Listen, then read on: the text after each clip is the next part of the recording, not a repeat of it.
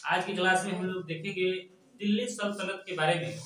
दिल्ली सल्तनत पर गुलाम वंश, दिल्ली सल्तनत किसको कहा जाता है? जिस पर 5 वंश की स्थापना हुआ था, जिसमें पहला वंश का नाम था गुलाम वंश, खिलजी वंश, तुगलक वंश, सैयद वंश और लोदी वंश। 5 वंश का स्थापना हुआ था दिल्ली पर। इसी पांचों वंश के बारे में पढ़ेंगे, उसी को कहा जाता है दिल्ली सल्तनत। जिसमें पहला था गुलाम वंश। गुलाम वंश के संस्थापक था कुतुबुद्दीन ऐबक। कुतुबुद्दीन जो ऐबक था वह मोहम्मद गौरी का गुलाम था। और मोहम्मद गौरी जो था वह गजनी का सुल्तान था, और गजनी के सुल्तान था मोहम्मद गौरी, उसका गुलाम था कुतुबुद्दीन ऐबक। जब वह पृथ्वीराज चौहान को भी हराया, जयचंद को भी हराया, लास्ट में मोहम्मद गौरी की मृत्यु हो जाती है। उसके बाद कुतुबुद्दीन ऐबक ने दिल्ली पर अपना वंश का स्थापना करता है। दिल्ली पर वो अपना वंश का स्थापना उसी नाम से करता है क्योंकि वह मोहम्मद गौरी का गुलाम था, इसीलिए वो अपने वंश के नाम को गुलाम वंश रखा। इसलिए कुतुबुद्दीन ऐबक को जो स्थापना किया था उसे गुलाम वंश कहा जाता है। उस वंश का 3 नाम देखिएगा। अब कुतुबुद्दीन ऐबक का जो कार्यकाल था, मतलब गुलाम वंश, मतलब पूरे गुलाम वंश का कार्यकाल था 1206 ईस्वी से लेकर 1290 ईस्वी तक। लेकिन इसमें कुछ दिन कुतुबुद्दीन ऐबक करता है, उसके बाद आराम शाह आता है, उसके बाद इल्तुतमिश आता है, रजिया सुल्तान आती है, बलबन आता है। इस तरह से शासन स्टार्ट होता है। तो आज हम लोग को सिर्फ यही पढ़ना है कि कुतुबुद्दीन ऐबक के बारे में पढ़ना है। किसके बारे में पढ़ना है? कुतुबुद्दीन ऐबक के बारे में। तो कुतुबुद्दीन ऐबक का कार्यकाल, यानी उससे पूछा जाएगा कुतुबुद्दीन ऐबक कहां से, मतलब कब से कब तक दिल्ली सल्तनत पर अपना शासन किया था। तो उन्होंने किया था 1206 ईस्वी से लेकर 1210 ईस्वी तक कुतुबुद्दीन ऐबक ने दिल्ली सल्तनत पर अपना शासन किया था।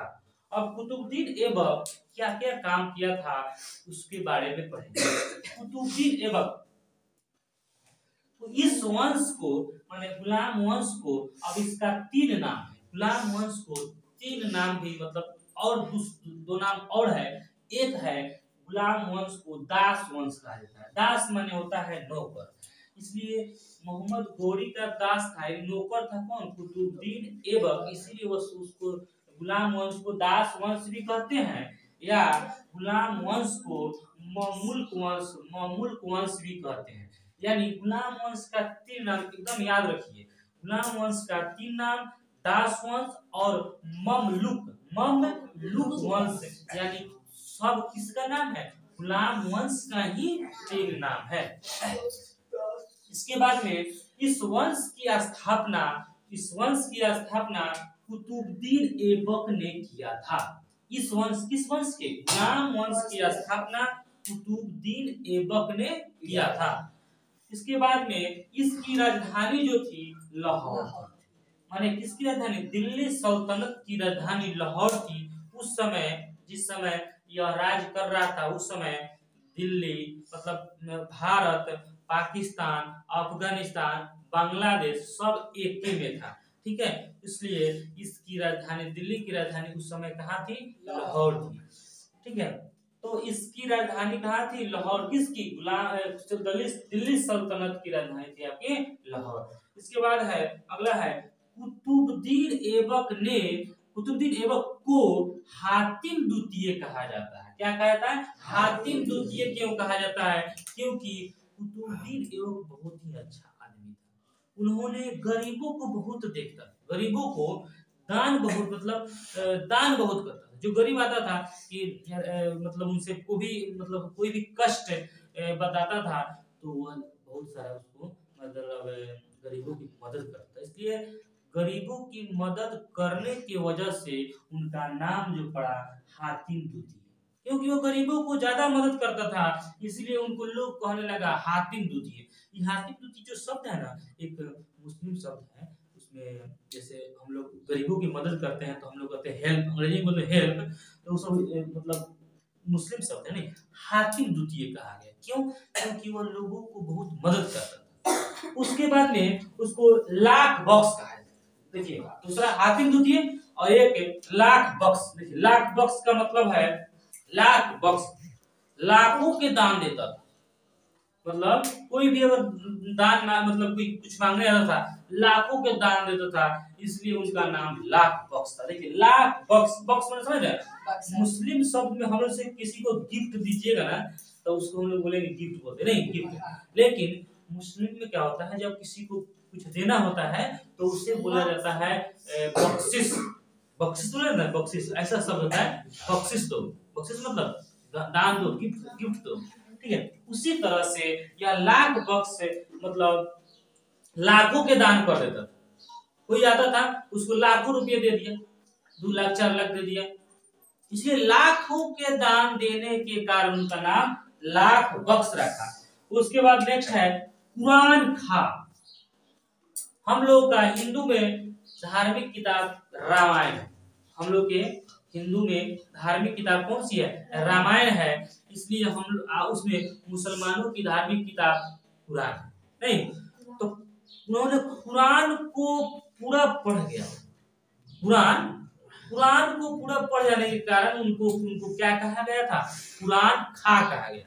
क्या कहा गया था? कुरान खा। अब देखिए कुतुबुद्दीन ऐबक का 3 नाम, लाख बख्श कुतुबुद्दीन ऐबक को कहा जाता है, हातिम द्वितीय उन्हीं को कहा जाता है, और लाख बख्श नहीं, हातिम द्वितीय, लाख बख्श और कुरान खा, तीनों किसका नाम है? कुतुबुद्दीन ऐबक का। कुतुबुद्दीन ऐबक का 3 नाम।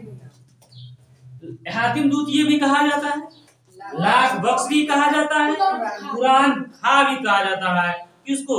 कुतुबुद्दीन ऐबक को कहा जाता है। ठीक है। अगला है इन्होंने। इन्होंने मतलब कुतुबुद्दीन ऐबक ने अजमेर में, कहाँ पे? अजमेर में एक, अजमेर में देखिएगा, अजमेर कहाँ है? राजस्थान। राजस्थान में अजमेर कहाँ है? राजस्थान। अजमेर में मुसलमानों के लिए, मुस्लिम के लिए एक दरगाह। क्या है? दरगाह मतलब वो धार्मिक स्थल है। मुसलमानों का धार्मिक स्थल अजमेर में एक दरगाह है, जहाँ पे लोग चद्दर चढ़ाया जाता है और जो भी मन्नत मांगा जाता है उसकी मन्नत पूरा होती है। जैसे हम लोग के यहाँ जैसे मनोकामना माई है ना, कि कोई भी अगर मन्नत मांगना है तो मनोकामना माई से अगर मन्नत मांगता है तो उसकी मनोकामना पूर्ण हो जाती है। उसी तरह से वहाँ पे दरगाह जो है, वहाँ पे अगर चद्दर चढ़ाए, हिंदू जाए या मुस्लिम जाए, कोई भी व्यक्ति अगर जिसको कुछ मांगना है तो वहाँ पे अगर दरगाह पर चद्दर चढ़ा देता है तो उसकी मनोकामना पूर्ण होती है। ठीक है। उसी तरह से हमारे जो कुतुबुद्दीन ऐबक थे वो अजमेर गए। अजमेर गए और अजमेर राजा जाएंगे तो उनके लिए व्यवस्था होना चाहिए ना। जैसे अब नरेंद्र मोदी वीआईपी लोग हैं, अगर ये कहीं विदेश जाते हैं तो उनके लिए 5 स्टार होटल की व्यवस्था रहती है रहने के लिए। ठीक है। उसी तरह से पहले के राजा को रहने के लिए दिक्कत थी। जब ये राजा अजमेर गए तो इनको रहने की दिक्कत था, तो जहाँ पे उनको दिक्कत हुआ ना वहीं पे कहा कि वो झोपड़ा बना दी। मतलब झोपड़ा मतलब मड़ई के घर नहीं, मतलब एक प्रकार के घर बनवा दिए अपने रहने के लिए। तो वह जो घर था 2.5 दिन में बनवा। कितना दिन में? 2.5 दिन। इसीलिए उनको 2.5 दिन का झोपड़ा कहा जाता है। इसको अजमेर में इन्होंने 2.5 दिन का ना, 2.5 दिन मतलब 2.5 दिन मतलब 2.5 दिन, 2 दिन 1 दिन आधा, 2.5 दिन का झोपड़ा बनवा दिए।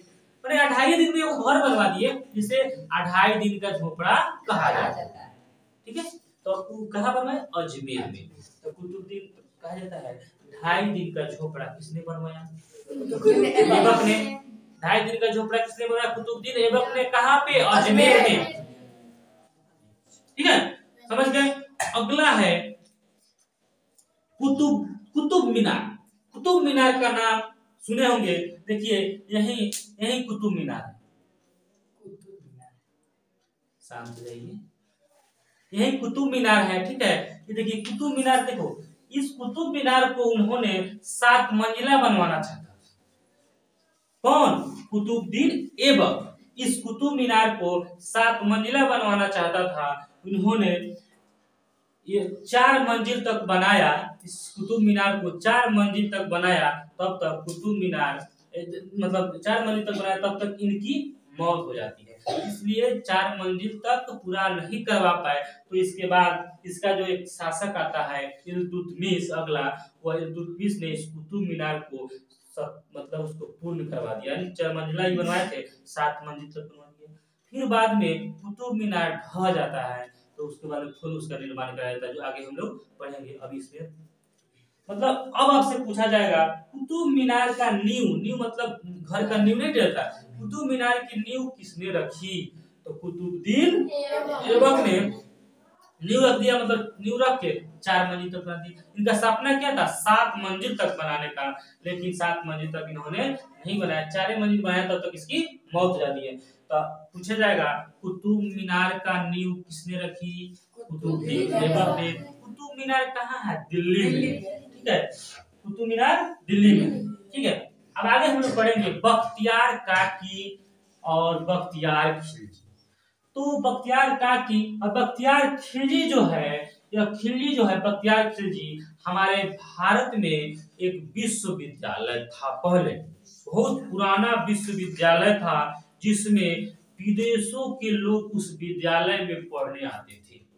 बहुत महान महान विद्वान, महान महान वैज्ञानिक उस विद्यालय से पढ़कर निकले थे।